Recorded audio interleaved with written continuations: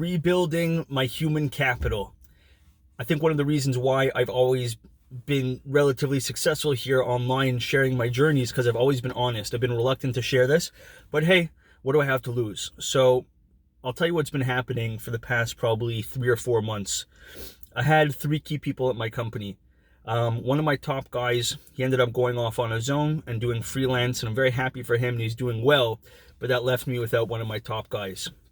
Second person in command, she ended up getting a job at some big Hollywood production house. I couldn't let her not go. She couldn't not go. She ended up going. Third person in command, who replaced both those people, is getting married in a few weeks. We're so happy for her, and she is going on to go build a beautiful life, and after her honeymoon she's going to come back, but in the meantime that leaves me in an interesting position, I'm sure you could understand. So when I first started this company, I remember I was alone, obviously.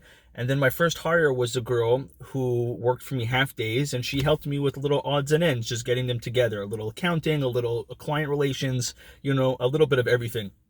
And then as I needed more help, I hired on a full-time person, and she sort of fell away. And then I hired another one and another one, and another one. And I've always, when you first start out, you can't really get the best people to work for you because nobody really believes in you yet unless you give them equity, right? So you're really hiring anybody that you could find. And we sort of train people internally to do the job as time goes on. So now I have the opportunity to rebuild my infrastructure in my company. As you guys probably know by following me, that I'm trying to take this thing to $25 million.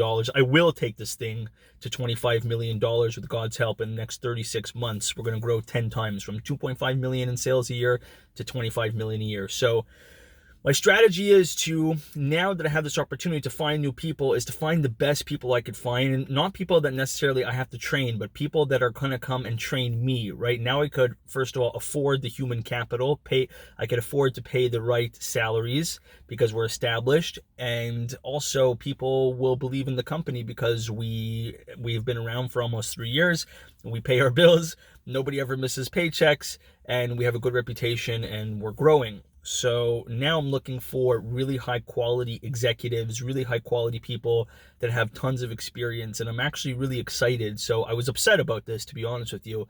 I was upset about having to restructure my company because once you're rolling, you're rolling. No one wants to have to take their foot off the gas for a second, especially I'm not that type of guy, but I've taken my foot off the gas for a week or two to retool, or maybe even 3, to retool my company, now bring on really great executives to help us get to that next level. So I'm super excited about it. One thing that I realized throughout this whole journey is that your people are everything. You hear business owners say this all the time. I never really understood it until now.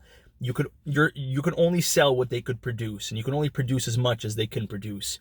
The better the people are, the better the company is, and I'm finally understanding that now as a business owner.